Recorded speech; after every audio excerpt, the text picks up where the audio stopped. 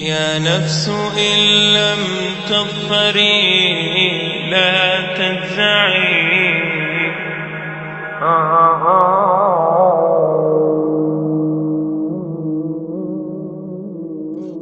All the praise is for Allah, who is the author of all existence and the most generous to his creation, while he is also the all-compelling.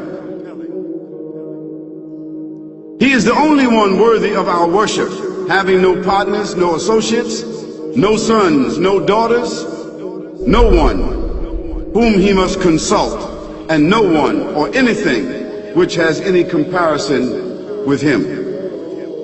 All the praise is for Allah, who is the King of all who claim sovereignty, the only one who has the right to legislate for his creatures.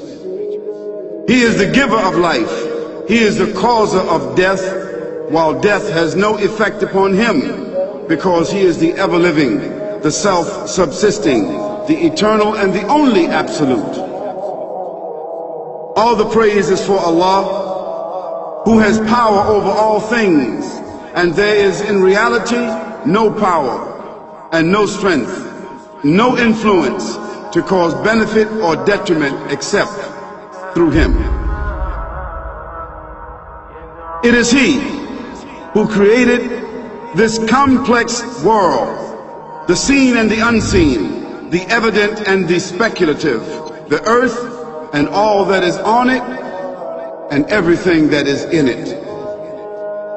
It is he who sent his messengers and prophets, alayhimus salam, with the common message of strict monotheism, which simply means that there's absolutely no one worthy of worship, no one worthy of our obedience except the Almighty, the One, the Absolute, and who has no partners. The earlier messages which changed the world in the area in which the prophets were sent, those messages we know have changed, and even the prophets who brought them, their names are now lost.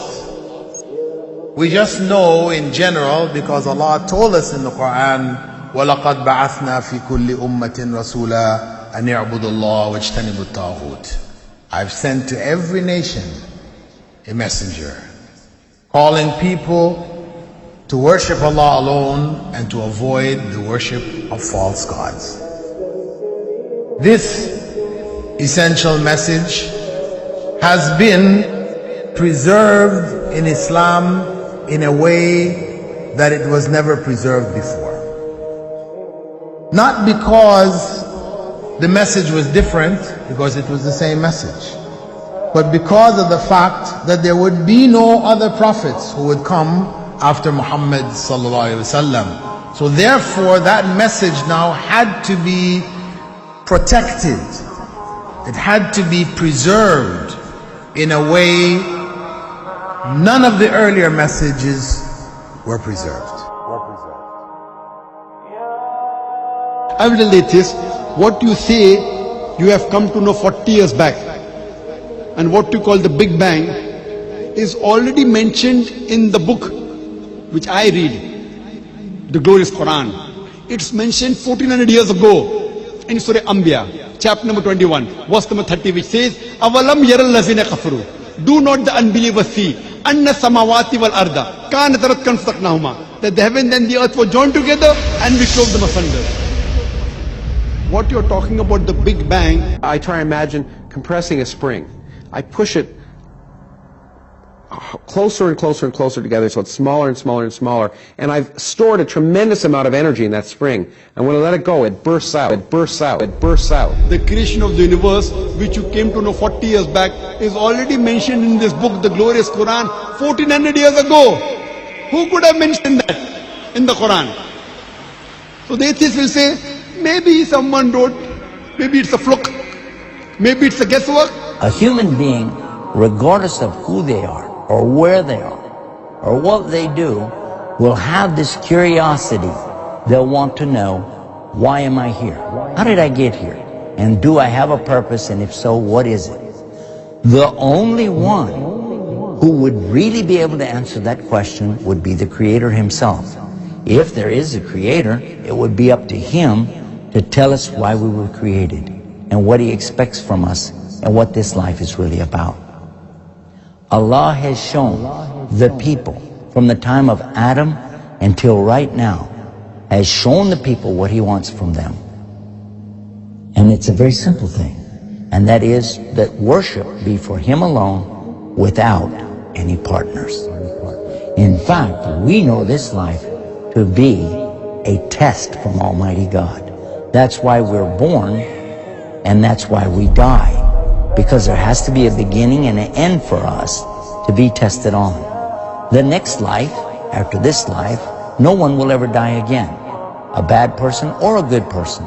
Both are brought back, and they continue to live in the next life, either in good shape or not so good shape, depending on how they did on the test. The worship of the God of Abraham, that was what was taught by these prophets. The Lord of the Arsh and Kursi. We're talking about the Lord of the worlds. Alhamdulillah Rabbil Alameen. We're talking about the Lord of the entire universe and beyond. The entire universe and beyond. You know, we live in this dunya, and we are fascinated with this dunya which Allah subhanahu wa ta'ala indeed has created in a beautiful manner. We're fascinated. There are over billions of people which live on this dunya at this moment in time. Over 6 billion people that live on the dunya at this moment in time. This dunya of Allah subhanahu wa ta'ala is so big that there is space in this dunya for billions and billions and billions or more people. But what is this dunya in comparison to what Allah subhanahu wa ta'ala has created out there? This dunya is insignificant. This dunya is meaningless to Allah. It means nothing. It is worthless. So worthless, compare it with the sun. The sun is one star. You know more science than me. You'll be able to tell me better. Take this planet Earth and you place it inside the sun, and you will be able to place 1.3 million Earths in the sun. 1.3 million Earths in the sun. Allahu Akbar.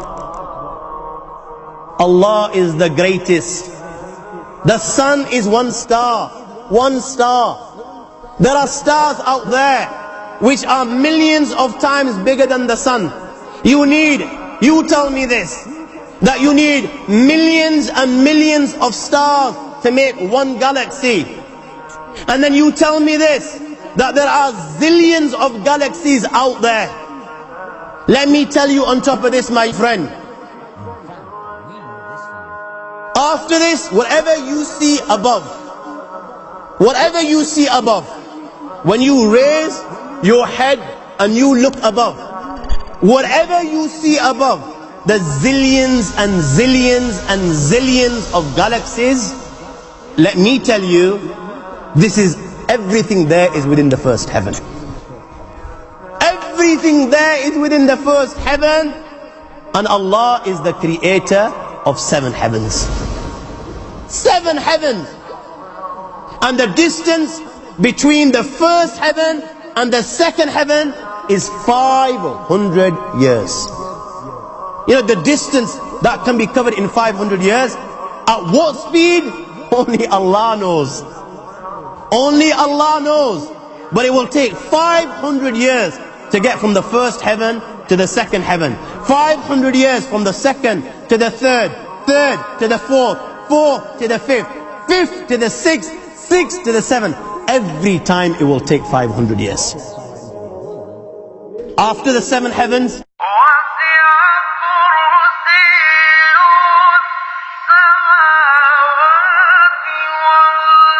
وَسِعَ كُرْسِيُّهُ السَّمَاوَاتِ وَالْأَرْضِ. You all read the Ayatul Kursi. You all know the Ayatul Kursi. After this you have the Kursi of Allah. You have the chair of Allah subhanahu wa ta'ala. You know these 7 heavens that we've just talked about, in comparison to the Kursi of Allah, they're non-existent. They're meaningless. Rasulullah ﷺ has given an example in a hadith. just to give us a little bit of understanding with regards to the 7 heavens in comparison to the kursi of Allah. Take a ring from your finger, take it off, the small ring that you have, and place it, let's say, in a desert, the Sahara Desert. It's the biggest desert in the world. You know that ring that we take off from our fingers and place it in the Sahara Desert? What comparison is in between the ring and the Sahara Desert? Nothing. Nothing. The 7 heavens is the ring, and the kursi of Allah is the Sahara Desert.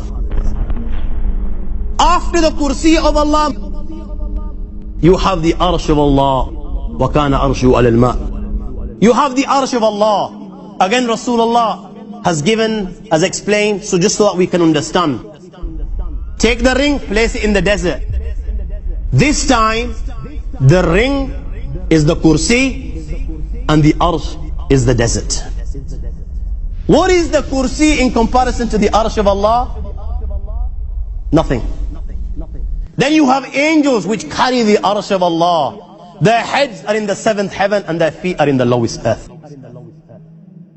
My friends, then you have the Lord of the arsh and kursi. لا تدركه الأبصار ويدرك الأبصار وهو اللطيف الخبير. He is beyond the size of Allah, who Allah is, what Allah is. The greatness of Allah is beyond the comprehension of my little mind.